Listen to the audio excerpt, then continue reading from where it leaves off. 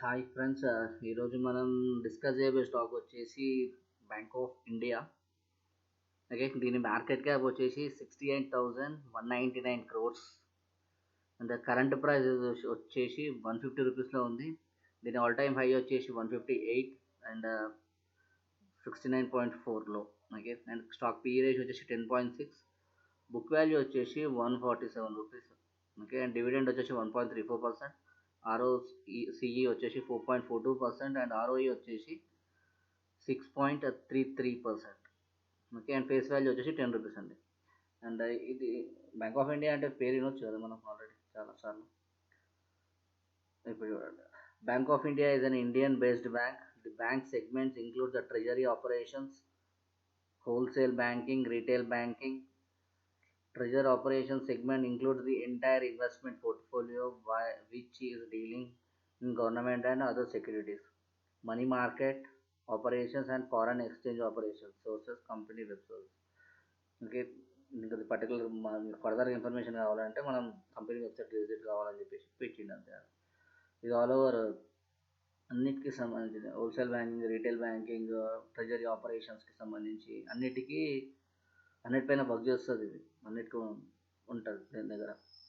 Okay, and చాలా పెద్ద bank ఇది కూడా. మా మార్కెట్ క్యాప్ చూస్తేనే అర్థం కావాలి మీకు, 68,000 కోట్లు. ఓకే, అండ్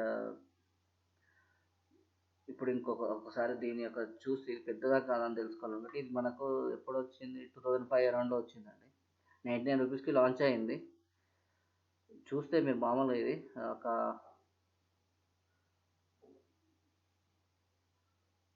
530 అది 532 పైకి వెళ్ళింది ఇంకా.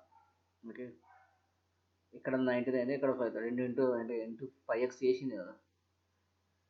ఇప్పుడు దీని ప్రస్తుతం వచ్చేసి 150లో ఉంది.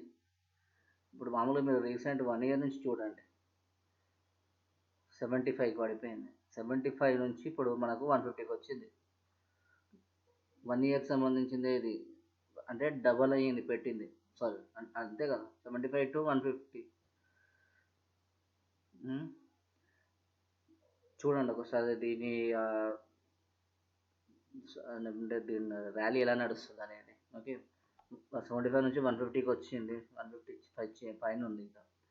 ఓకే, అండ్ 1 year నుంచి లాంగ్ టర్మ్ ఎక్స్పెక్ట్ చేస్తుంటే అట్లా మళ్ళీ 6 monthsకి చూడండి, 103 నుంచి ఇప్పుడైనా 150కి 149లో ఉన్నది కదా.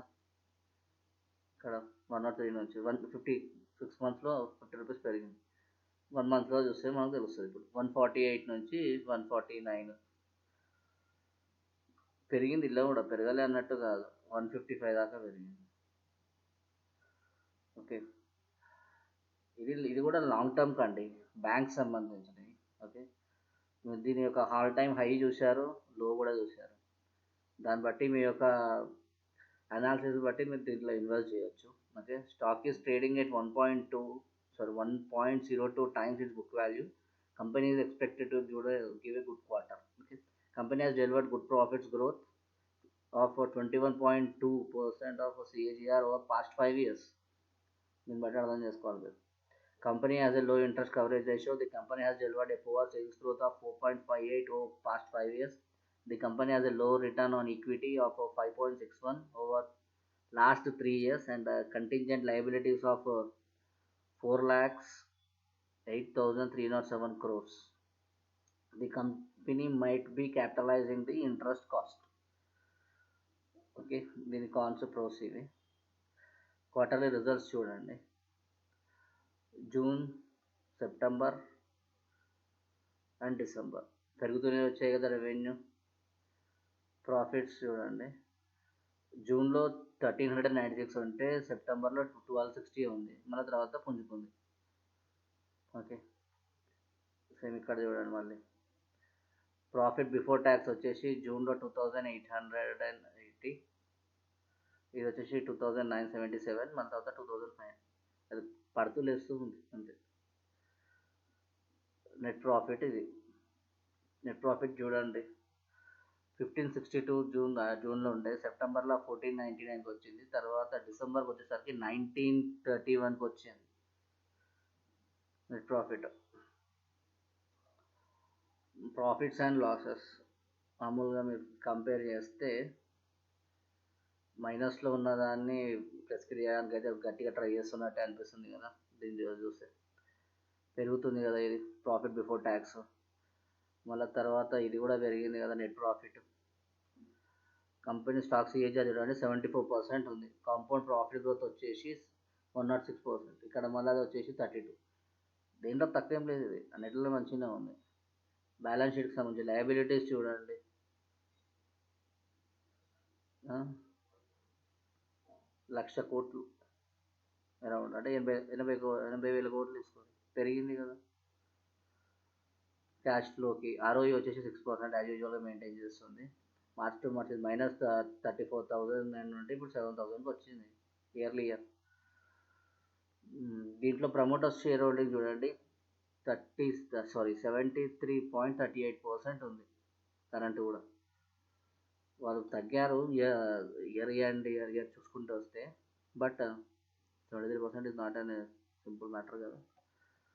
అండ్ ఫారెన్ ఇన్వెస్టర్స్ పెరిగారండి మీరు చూస్తే గ్రాడ్యువల్గా.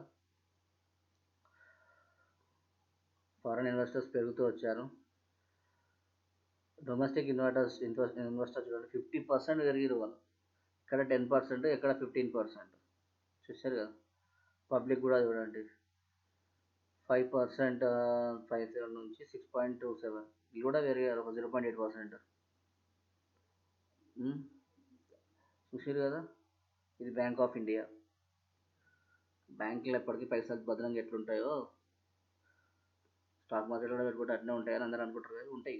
లాంగ్ టర్మ్గా అయితేనే ఉంటాయి. షార్ట్ టర్మ్లో కొట్టేయాలంటే గట్టి కొట్టలేము. స్లోలీ అండ్ గ్రాడ్యువల్గా ముందుకు పోతుంది ఇది. లాంగ్ టర్మ్ ఇన్వెస్టింగ్కి మాత్రం కెన్ హ్యావ్ గుడ్ స్కోప్.